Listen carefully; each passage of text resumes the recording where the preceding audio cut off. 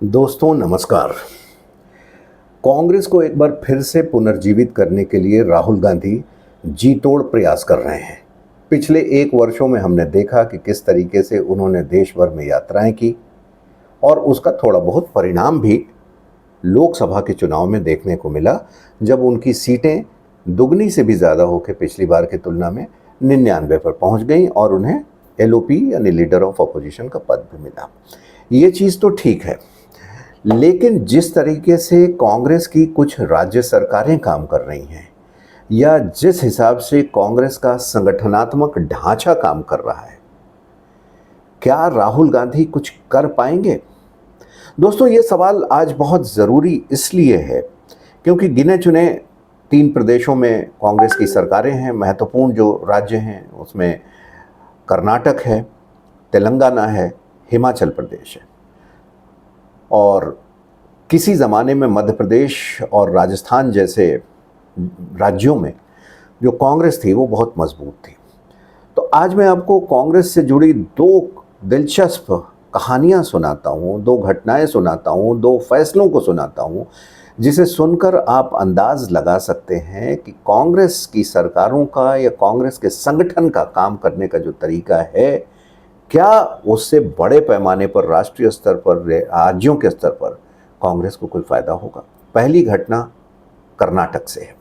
जी हाँ, कर्नाटक के मुख्यमंत्री सिद्धारमैया ने कल एक बड़ा फैसला ले लिया। अचानक से एक विधेयक ले आए और विधेयक को कैबिनेट की मंजूरी भी मिल गई ताकि उसे विधानसभा के सत्र में पास कराया जा सके। और ये विधेयक रोजगार से संबंधित था। सिद्धारमैया की सरकार ने कहा कि जो भी कंपनियां हैं यहाँ पे, प्राइवेट या विदेशी कंपनियां जो भारतीय कंपनियों के सहयोग से चल रही हैं, कोलैबोरेशन में चल रही हैं, उनमें आरक्षण का प्रावधान होना चाहिए, कोटे का प्रावधान होना चाहिए। और ये कोटा होगा कर्नाटक के स्थानीय लोगों के लिए, जो कर्नाटक वासी हैं, जिनका जन्म कर्नाटक में हुआ है और जो कम से कम 15 साल से कर्नाटक में रह रहे हों, उन्हें कन्नड़ आती हो, उन्हें आपको अपनी कंपनी में नौकरी देनी ही पड़ेगी। अब बताइए कितना बड़ा फैसला है। यानी कि वो स्किल्ड हो नहीं हो, आपको ये कोटा उसमें लागू करना होगा। और कोटे की शर्तें ये थी कि जो ग्रुप सी और ग्रुप डी के एम्प्लॉयज़ हैं वो तो 100% कन्नड़ ही होंगे, और जो मैनेजरियल पोजीशन है, मैनेजमेंट वाली पोजीशन है, उसमें 50% स्थानीय लोगों की नियुक्ति करनी होगी। और साथ ही जो नॉन मैनेजरियल पोजीशन है उसमें 75% लोग कर्नाटक के ही होंगे। अब सोचिए दोस्तों कि आज के डेट में बेंगलोर कितना बड़ा आईटी हब बन चुका है।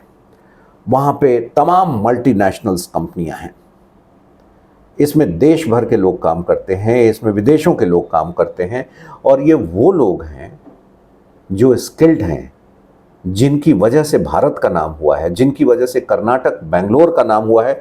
पूरे विश्व के पटल पर, विश्व के मैप पर आज देखें तो आईटी हब के रूप में बेंगलोर का एक बड़ा नाम है। और ये नाम क्यों हो सका? ये नाम इसलिए हो सका क्योंकि कंपनियों ने स्किल्ड लोगों को रखा और सरकार ने भी उसमें सहयोग किया। लेकिन सिद्धारमैया का आया अचानक का ये फैसला कंपनियों को सहज स्वीकार्य तो नहीं होगा, क्योंकि उन्हें ज़बरन अगर स्थानीय लोगों की भर्ती करनी पड़ेगी तो जाहिर सी बात है जिस किस्म के एम्प्लॉय वो चाहते हैं, जिस स्ट्रेंथ के एम्प्लॉय चाहते हैं, जिस स्किल के एम्प्लॉय वो चाहते हैं, उन्हें वो नहीं मिलेगी। उनका धंधा तो चौपट हो जाएगा, क्योंकि ना वो रिसर्च कर पाएंगे, ना डेवलपमेंट कर पाएंगे, या जिस फील्ड में भी है वो नहीं कर पाएंगे। और सिद्धारमैया ने कहा कि ऐसा नहीं करने पर इन कंपनियों पर भारी जुर्माना लगाया जाएगा। अब सोचिए कि अगर कांग्रेस की सरकारें इस तरीके से जन विरोधी काम करती रहीं, कंपनी विरोधी काम करती रहीं, तो क्या छवि बनेगी आम जनता के बीच में और क्या होगा आने वाले दिन में। हालांकि जब इसका विरोध शुरू हुआ सिद्धारमैया के फैसले का, तो उन्होंने आनन फानन में अपने ट्वीट को, जिस ट्वीट के माध्यम से उन्होंने अपनी वाहवाही लूटने के लिए इस फैसले को बता दिया था जनता को, तुरंत डिलीट कर दिया, वापस ले लिया। और साथ में सरकार ने यह भी कह दिया कि अभी फ़िलहाल हम इस कोटा वाले फैसले को वापस लेते हैं और इस पर बाद में विचार किया जाएगा। लेकिन दोस्तों, जो फजीहत होनी थी वो तो हो गई। जाहिर सी बात है कि अगर चंद घंटों के अंदर ही कर्नाटक जैसे बड़े राज्य की सरकार को और सिद्धारमैया जैसे पुराने अनुभवी मुख्यमंत्री को अगर कोई फैसला देने के बाद वापस लेना पड़ता है, तो जाहिर सी बात है कि उसके बारे में ठीक से सोच विचार विमर्श नहीं किया गया था। तभी तो आपको घंटे भर के अंदर यू टर्न लेना पड़ा। प्रतिक्रिया तो होनी थी, सो प्रतिक्रिया हुई। किरण मजूमदार शॉ बायोकॉन कंपनी चलाती हैं, उन्होंने कहा कि ये फैसला इतना बुरा फैसला है कि इससे कंपनियों को तो भारी नुकसान होगा ही होगा, प्रोडक्टिविटी पर भी बहुत बुरा असर पड़ेगा। और उन्होंने क्या कहा, मैं पढ़ देता हूं, मेरे सामने है। As a tech hub we need skilled talent and whilst the aim is to provide jobs for local, we must not affect our leading position in technology by this move। वो ये कहती हैं कि ऐसे फैसलों से, इस मूव से ऐसा नहीं होना चाहिए कि हम जो अपनी टेक्नोलॉजी में विकास कर रहे हैं वो विकास प्रभावित हो, क्योंकि अगर वो विकास प्रभावित होगा तो पूरा भारत प्रभावित होगा, भारत का विकास प्रभावित होगा।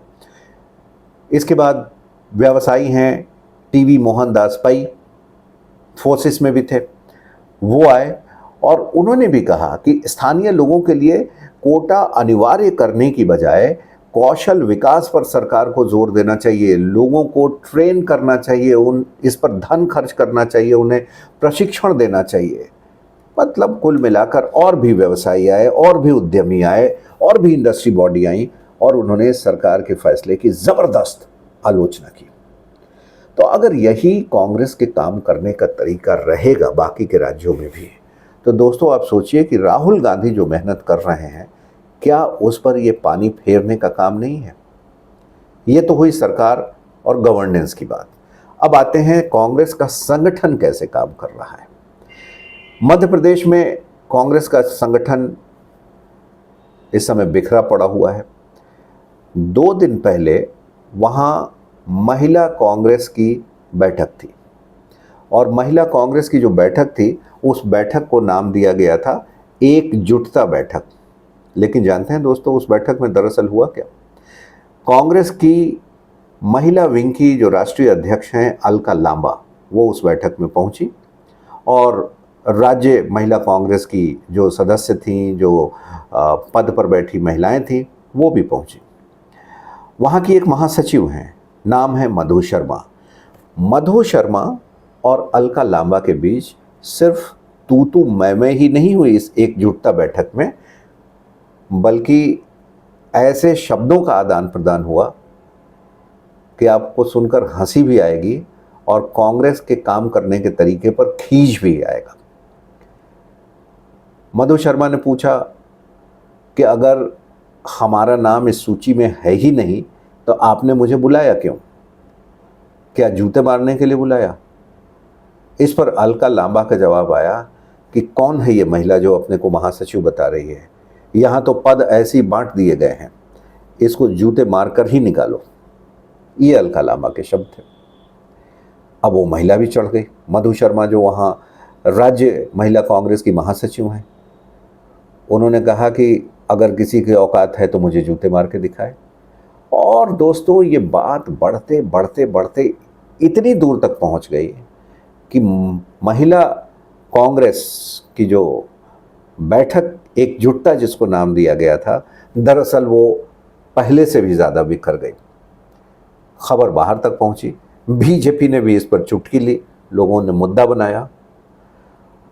और ऐसी स्थिति में अगर मध्य प्रदेश की ही बात करें तो कहाँ है दिग्विजय सिंह, कहाँ है कमलनाथ?